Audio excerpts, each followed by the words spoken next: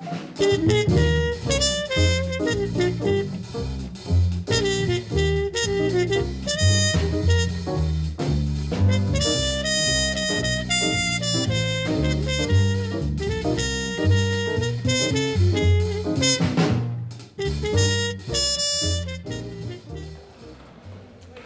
we'll get started. Good evening, everyone. I'm Chris Farron, and I'd like to thank you for joining us this evening as we conclude the 4th season of the Painted Word series.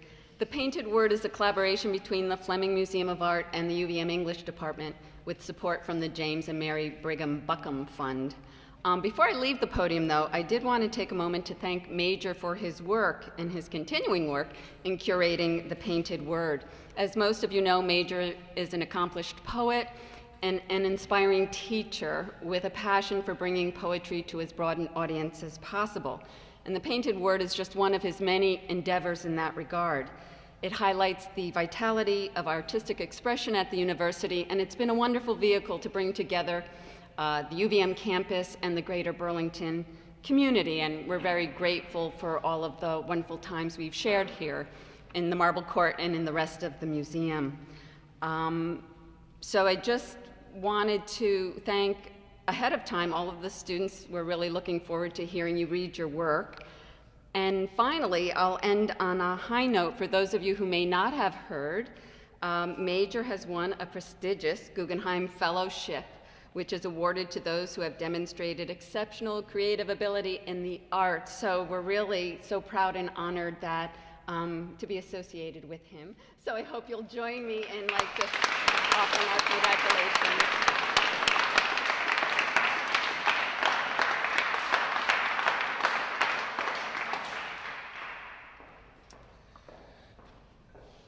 Which means I can take everyone out to dinner if they like afterwards.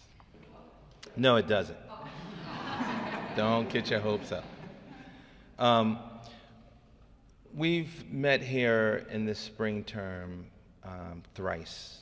We've heard some really amazing poets who have dazzled us, but while they were dazzling us, we were dazzling each other in the classroom.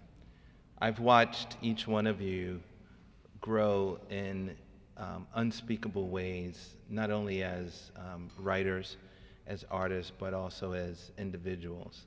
And I'm very proud of the community that we've created here at University of Vermont of the writers in our advanced poetry class. Every year, I always say that the poems, the quality of the work gets better and better, and you have indeed kept that tradition going. So tonight is about you. We are here to celebrate you. I thank you so much for the poems that you've written of immense quality that have made me laugh, the poems that have made me rethink my own position in humanity and the world, and also the occasional sad poem. The poem that was political, the poem that was socially engaged, the poem that struck aesthetic boundaries that I have yet to encounter. I thank you. I am very happy tonight that each one of you will read your work and share with the community here and the community beyond, because this is being recorded, so you might want to think about your language. You don't have to. You're always thinking about your language. I know that. So we'll start with my right, and then we will move to the left. Each person will read a poem and state your name, state the title of your poem, and maybe a brief remark about the poem or the class. Very brief. And then there's food afterwards.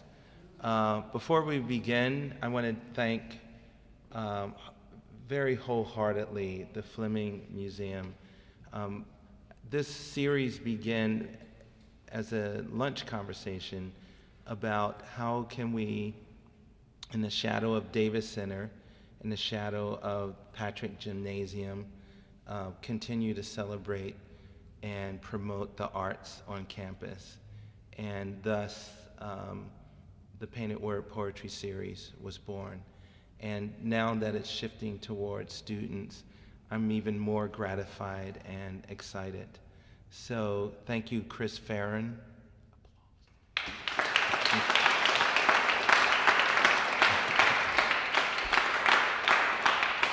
Thank you, man behind the scenes, man behind the camera, man behind the posters, Chris Dissinger.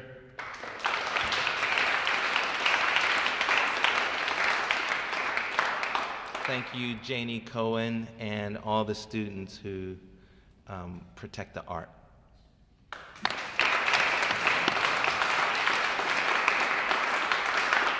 So without further delay, Gabby Puma will be up first.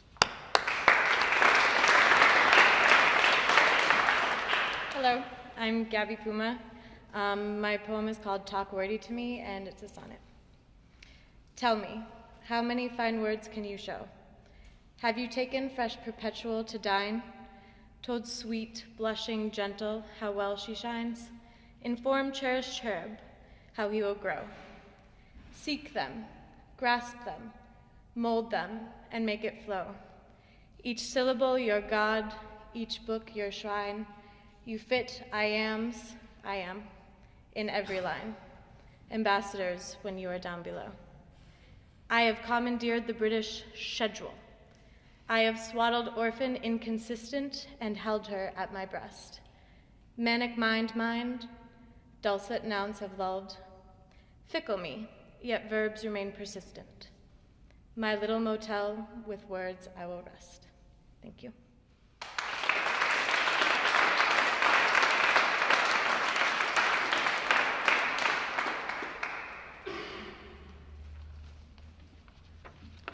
Hi, my name is Tess Trifretti, and I'm about to read a historical poem, so I'll give a brief background. During the 1930s, at the time of the Depression and the Dust Bowl, the U.S. government paid for farmers to kill their hogs and to not bring them to the meat market so that the price of pork would stay up. And in this process, tens of thousands of hogs were killed. And my poem is called The Feast of 1935. The dust ate the corn. It licked the tall stalks flat into submission, and then came back for more. It ate the stars, and with it heaven. It ate the crevices of my skin, never full. The dust slid its tongue through the boards of our barn and lapped at the prospect of pigs. But the earth hungered more. She lured the hogs through government mending. Like the cloth between female legs, she drank their blood.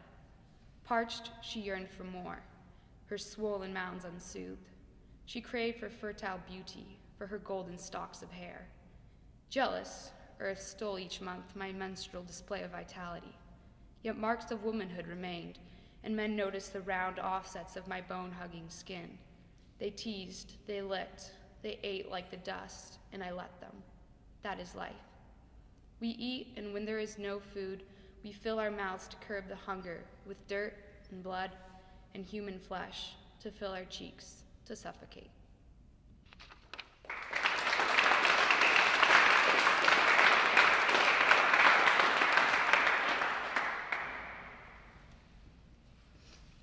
Hello, my name is Taylor Morris. This poem is entitled The Descent of Storytelling. Was it the death of the steam engine that left nothing to regulate hot smoke? Or was it the ease of too many tea kettles whimpering in unison? As now mine does, and she rises, naked and dark in the echo of pre-dawn. The Renai clicks in the other room like a Colt revolver does in winter, and I stand wishing for my father's sake, that I knew the dreams of war and woke cold from them, in wet shivers of moonlight nightly, moving from my bed, carrying only the curses of ancient and gentle men, and understanding after the fact, for I am from the vine of the young who live without stories to tell.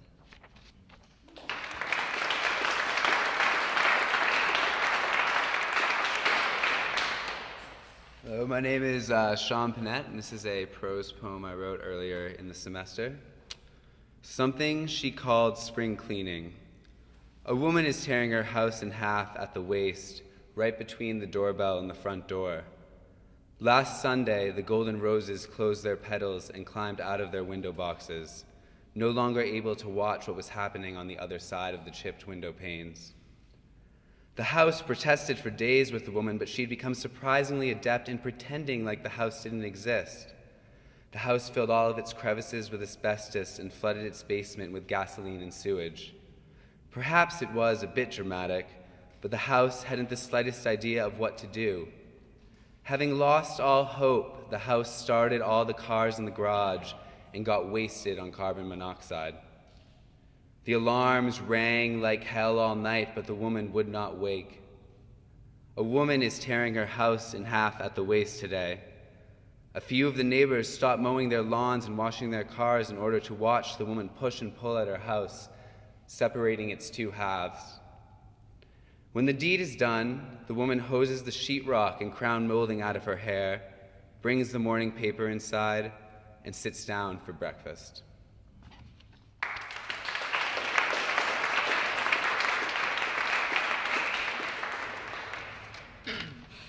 Hi, I'm Alex Newton, and this is While Sitting in Literary Theory During Nap Time. We'll warn you, I will suspend the language rule for a second. We're all gladiators, my professor said, savages beating our chests with fists grimed in chains of slavery. I sit in this chair, twiddling my V5 gel pen between a couple of inept, calloused fingers, writing every word, every utterance in my head. I take note of the eternal internal monologue, droning like the humming tires on a freeway. I think of the way the light from the clouds above managed to fumble into the room. Her hair was bright in the way that a clock at 3 in the morning is bright, like a revelation of how much time I've wasted jacking off in the middle of the night, gluing napkins to the side of my citrus-scented trash bag. My hands are nervous. There are times when my heart starts flutters when viewing vaudevillian tragedies. I feel shaken like an absence of 3 hours of memory pictures. Maybe her hair was blonde. I think she was sitting with her legs crossed when I decided I was too much like that gladiator, afraid of the violence behind the spectacle and too adoring of the shackles before. You should have fucked her, Tyler said. There's nothing like a little one-time coital relationship. I'm not like you and Marla, I said back. I don't even like Fight Club. Art is brevity of the soul, she said, legs crossed. When what is inside is so sick with sought-after rewards that it's impossible to deny inner serenity syndicated. Some part of me agrees with her and him, but I adore disagreeing. She uncrossed her legs, and before I could stop my eyes, she recrossed them. Her eyes, almost like droplets of dew on a tobacco plant, saw through mine. Her searching gaze harassed the thing I thought was an answer. Why do you sit like that, she asked. You sit with your arms crossed and your legs pointing away from me. I would like to think that I wrote about it later, the answer. Why my legs point in a different direction is probably because I'm ashamed of the shoes I've walked in. I used them as boxing gloves once, then walked away. We are all gladiators, my professor said. Soulless dogs barking at the door because they don't quite know what a door is or what's behind it.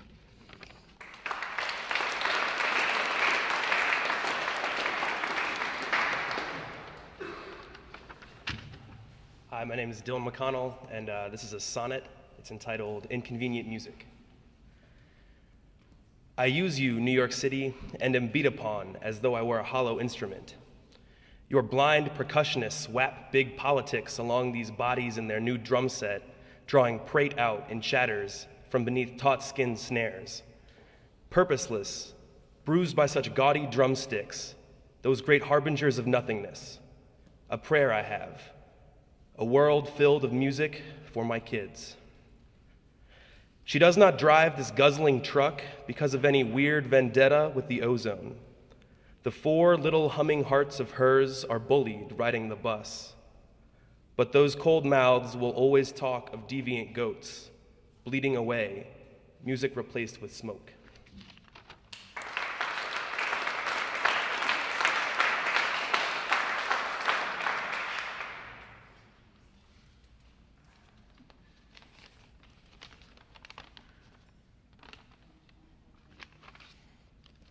My name is David Porter. My poem is a lyric poem. Though now I walk with a limp, The sidewalks used to fly so easily beneath our leather-bound soles, drumming in the heat, as we ran to catch sunsets and watch the creeping fires spilling onto the white-capped waves of the bay, streaking blood about on the trees. I used to rejoice in secret things, sunken to dark parts and deltas that could only be reached with a jump from the bridge, flying and falling and dying just for a moment each time. Our lungs could taste life again before you and I surfaced to lap up the last saccharine nectar of sunlight on the beach, dying and then rising, roaring upward out of that wild, mysterious deep, our eyes grown savage with moonlight, the venom burning holes in our teeth.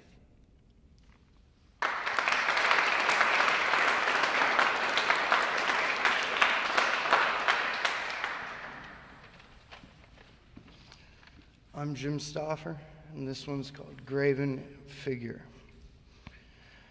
A friend lays stone solid in a hospital bed, and I have a sudden ache for Saturday morning cartoons.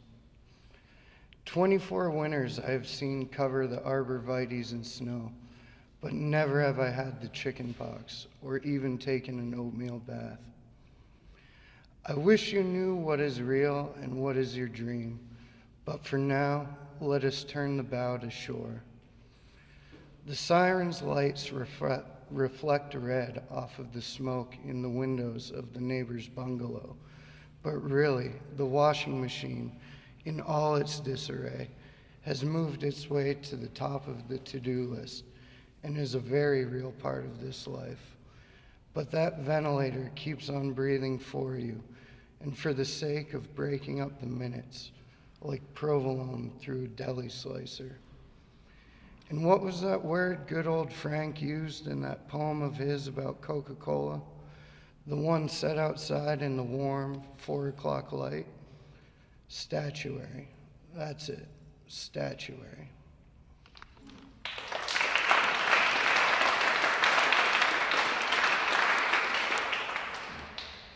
Hi, I'm Ben. This poem's about my grandfather. It's called Mr. Fenwell. In a field of grass which glowed as if hand-blown, I was told Mr. Fenwell was a complicated man, a finger in an empty belt loop standing before a gallery of dented Teisco guitars, words which scratched brick walls like a toy hammer. There, his children found him on the town green, cradled in a wrinkled rolling paper, or in a beer-breathed sedan around the bend, neatly folded around tree bark. Yet here he is now, where I have found him, squatting in a spoonful of yogurt, taking aim in a nursing home, or on a discarded catalog in a shattered crate held by an oil-drooling fork truck.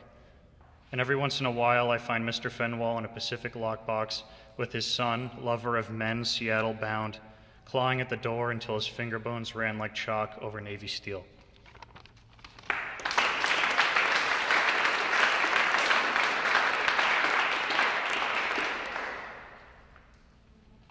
Hi, my name's Alexandria Hall. So just to preface this poem, in Spanish, when you talk about playing music, you use the verb tocar, to touch, instead of jugar, to play. Syrinx. We don't play songs here, we touch them. Like elephants mulling over the dead, music is a handling. Listen to the sounds of a touched thing. A body, the panpipe, the waste garnishing the roads that lead out of Cusco. Tocar is creation.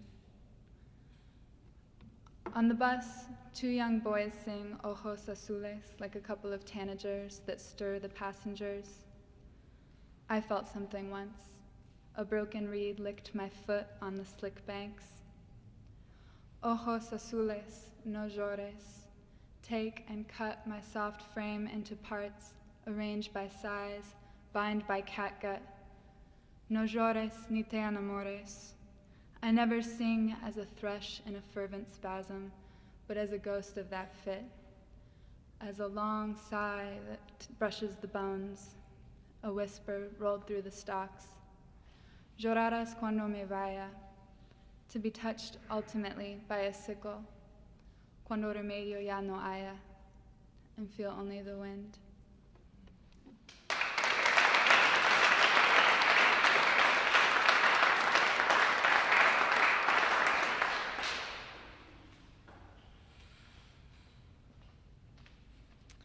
Hi, my name is Callie McIntyre, and this poem is called Farm.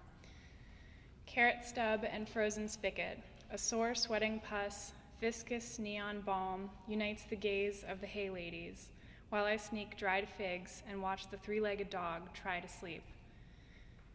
Nagging a ruby brooch scab, more green feathers dust the floor. My trigger finger lingers in gasoline and warm molasses.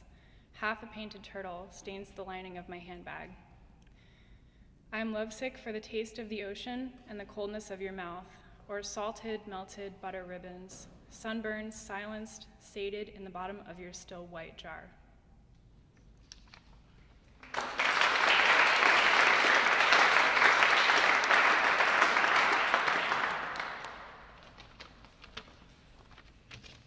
Hi, I'm Emma. This poem is about the sea goddess Galatea. It's a modern retelling of her story.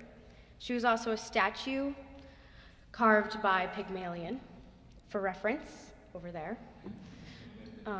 Not carved by Pygmalion. But Pygmalion fell in love with her and wanted to keep her and wanted to have a son with her, and found that very difficult because she was a statue. Galatea. I found a bush, an abandoned car beneath a tree in the wood, an old deity of the sea made out of shells, kelp, and ivory. As the car radio whined in and out of hip-jiggling honky-tonk rhythms and static, and I wanted to kiss her, to hold myself to her hollow chest and dance with her until my arms were stinging with salt. I wanted to lay her down in a clearing and protect her with tarps from the trunk to keep the rain off of her, because I was suspended inside of her like a dark bruise. I never learned to love her rationally. She touched my knee and blinked her eyes at me, eyes made of sand dollars. I thought she was the new goddess of quiet stares and misplaced anger, her body stiff and soft beside me when I moved her into my house. She was as large as the ocean and always unbroken, continuous inside of me, me inside of her, her hand on my knee, something cool and soothing. The older gods were never meant to be cruel, only forgotten, only torn down and rebuilt and torn ecstatically down again. A girl can turn your head to water and your heart into a stream, one that leaks out into the ocean.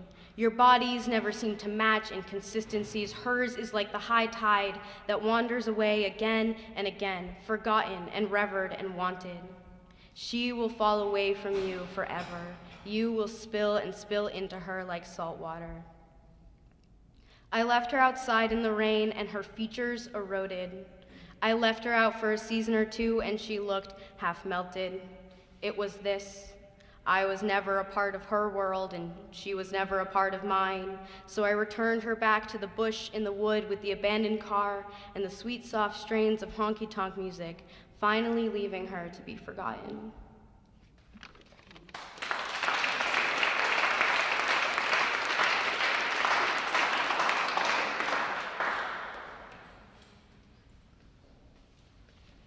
Hi, my name's Dakota Pratt-Perzo, and mine is a historical poem, and it's about the 1968 Miss America protest. Okay, American Pie. We made the news for you, Miss America. We made the news for you in our Jesus boots, carrying signs that read, "Welcome to the Miss America cattle auction," and "If you want meat, go to the butcher," because, Miss America, you wake up each morning and you style your hair to look like Jackie O, the the bouffant with a neat pillbox hat, and if you're having an off day, Miss America, you'll tie a silk scarf around your porcelain chin. At least, Miss America, this is what I remember reading in my 13-year-old's Vogue after the tantrum that gave way when her curling brush became entangled in her kinky brown hair. Miss America, I had no qualms with tossing that magazine, as well as that brush, into the can with the others. Brassieres, to prevent my child's breasts from sagging. Playboys, because falsies are a fun surprise. Heels, so we can run away. Anything that made your face would be cooked, except we couldn't get a permit, Miss America. Something about a one-way ticket to Vietnam gone wrong, something about the boardwalk burning down. Miss America, we laughed at you. We laughed at you as you crowned a sheep like livestock at your local county fair. Miss Deborah Dean Barnes, you still brought it home, and my daughter went off and bought another brush.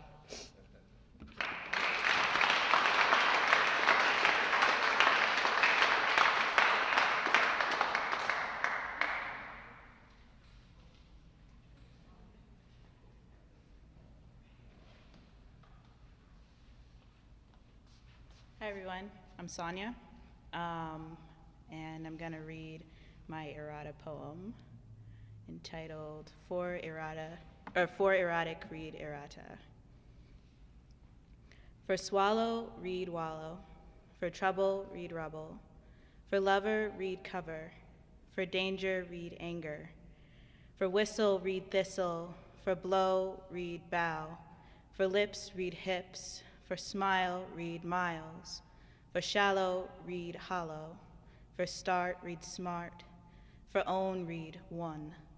For heart, read heat. For want, read won't. For need, read heed. For hold, read cold. For mad, read made. For listen, read lesson. For future, read torture. For gift, read thrift. For lift, read left. For right, read right. For partner, read barter. Thank you.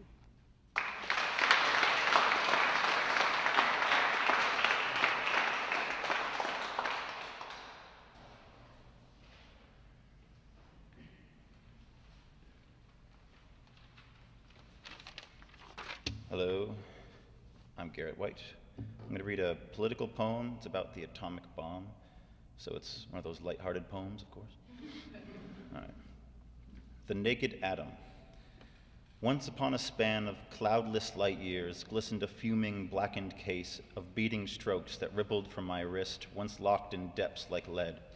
That I, its master, claimed to meld its molten tongue in ribs that calmed its rest and closed its breath in gusts of star-washed glasses sailing down my lips. Now I, stripped bare, lie back to mock the peering eyes that prick and prod my gooey center clean with tools like lips to lap my splayed-out gushing torrents freshly thinned. As left to mark my own corroded innards, I am lost in the burning light held high above me. But I, with atomic anger, made them lie and smote their cities, cracked the yoke, and with torrents of thunder scorched the blood-red kingdom of the dawn with my colossal fist, as I, its master, rained down my apocalypse. Thank you.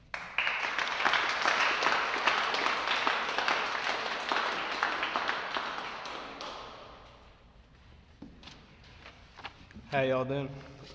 I'm Vincent Markson. I'm gonna look at all of you in the eyes right now because I won't do it when I'm reading. This is I'm sorry, I like this level better. This is a historical poem. Wow, I can't believe I just said that. It's about a plane crash that actually really did happen in my neck of the woods back in New York, which is not a very populous neck of the woods, so yeah, it's really strange that it happened there in my grandparents' backyard. An albatross. The rows of bags grew. A priest stood in the McEnroe's yard in the midst of the white bags, making the sign of the cross. He appeared to be praying. Michael Weinrip, New York Times, January 27th, 1990. I like to remember my grandfather as sitting in his sunroom full of VHS tapes. Fake turf flooring with a bocote wood table and desk for coins and taxes. All the orchids my mother gave him as birthday presents displayed around the jacuzzi nearby. My grandmother across the house getting ginger ale from the Frigidaire in the garage. The amoeba pool out the window closed for winter. The gardener snake that bit my cousin, dead in the snow. Or my mother a couple miles away, first hearing the sound of something big and dark sailing over the frozen creek, with paint dripping off her brush pauses with a couple minutes gone to call my pa. Aluminum and wood shear, an albatross, or the sound of one sailing. Everything's silent along South Street and Audrey. Everything is crisp and rolling as January.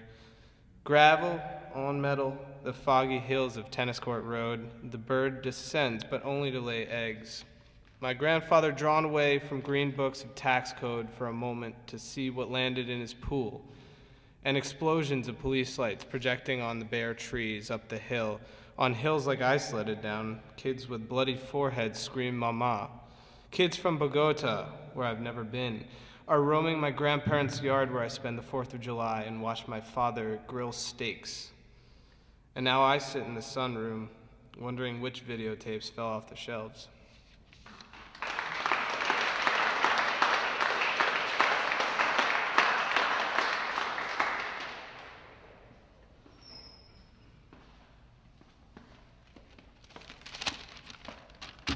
Howdy. This is entitled Vacuum in the Firestorm.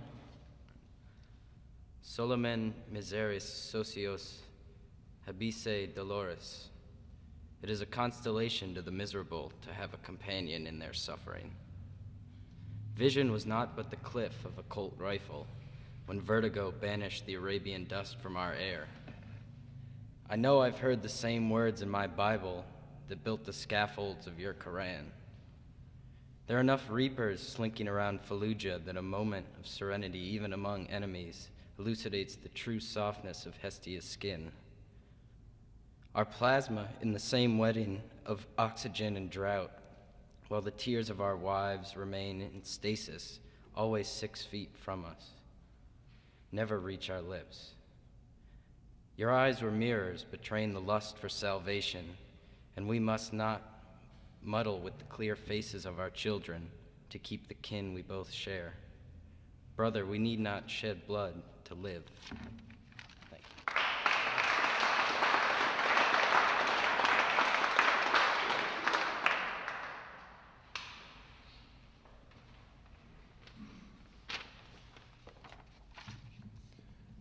So, for those of you who don't know, today is the 98th anniversary of the Armenian Genocide. And in light of that, I'm going to read a poem I wrote recently dealing with some stories I've gotten from my grandmother about things that happened in that. It's just called Hazel Remembers the Massacres. Oh, it was awful, I guess. Throats cut, sons beheaded, boys were butchered like lambs for kebab, the unborn held high on a sword, pulled from the belly of the mother.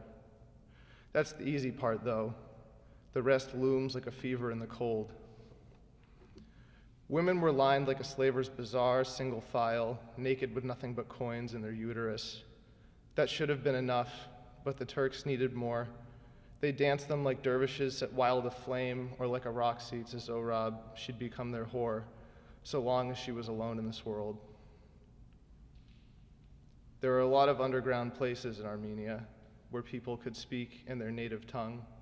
It was forbidden, so they hid beneath their homes to share secrets as though they were still alive. Cousin Baidzar, sweet Quidig, awoke to mordant blindness like she was tied in an Ungavin blanket.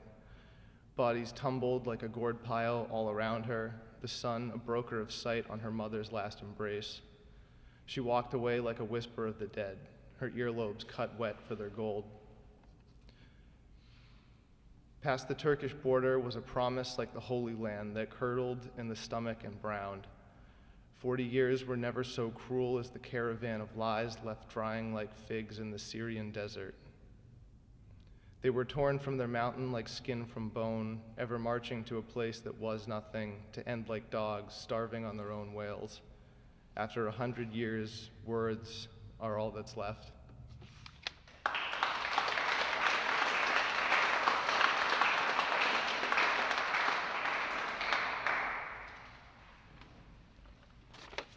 Hi everyone, my name is Eliza Walp. This poem's called Man-Made, and it's a juxtaposition of images. Man-made, no, not a lake, but a hole filled with water, poured out beneath a tapestry of light, alive in our eyes, but dead between trivial dimensions in space. Oxidized consonants leak from the corner of her lips, having drunk from corrosive pipes in Timbuktu, where the library still burns white hot like magnesium.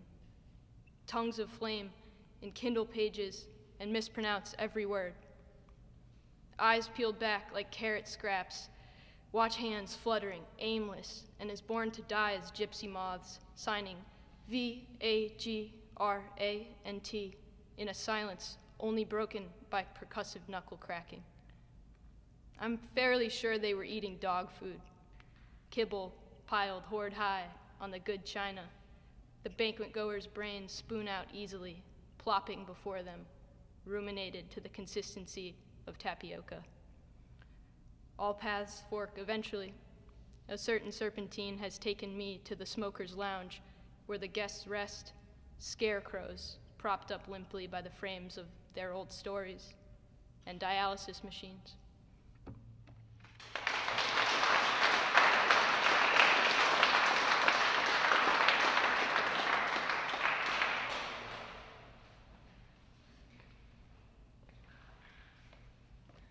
Hi, I'm Corinne Yantz. This is called Life of Lice. Back when I believed in things like God and good, G's like low church bells on my mouth palate, I told my friend how beautiful it is that a family of fleas might build their home on my head, and he told me to pray to God, muted breath collected on pillowcase, as I asked God why he made us so soft, baby skin mice, and them so hard. Lice, women, and children brood, thirsty and weak. We hear nothing of acts of violence against women, against me, day after day until back in 2001, when I asked for my first knife, and the man who wasn't my father laughed and said, "Girl, you have to be a Boy Scout for that." Between him and him, we good fleas hibernated for our couple months, day after day, with no food but the quiet, dandelions trying to hold on to spring. And I tell my sisters, their yellow, yielding faces, at least fleas stay together while they live on something much bigger, whereas the cuckoo is abandoned in a stranger's nest. A mistake, unwanted, and maybe the mother could have pushed it from her womb, never asking for the imposter baby birds, flightless, cotton heartbeats shaking, breathy chests like people without limbs or mouths. I wonder if they ever hear of laws such as Violence Against Women Act, and that it could expire when I glance at the bald spot on my mother's head because her hair was torn from her skull, taking him for all that he had. And I wonder about the Independent Women Act and a life punctuated by men who are not my father, and collected in blackened cheeks and aggressive cracks in the wall, but we fleas need heads of hair. Like back when I sobbed on my bedroom floor and my mother stroked behind my ears, pillow warm, touch like lavender, whispering, "Baby, it's just for a little while." And my sisters and I, we build our home in a stranger's nest. I look to her, broken skin, and say, "We don't need him." She nods, lipstick cake smile blushing across bruises, hushing, just for now, spending her laughter to the phone, to him, "You want this." I ask why bother with free woman acts when a man who is not my friend touches my baby bird sister, and ask for her to need his head of hair, and she wants to say, yes. Words like grab and groin, the soft G's turn hard, the growls of curses clog my throat, when my friend turns to me and says, "You want this."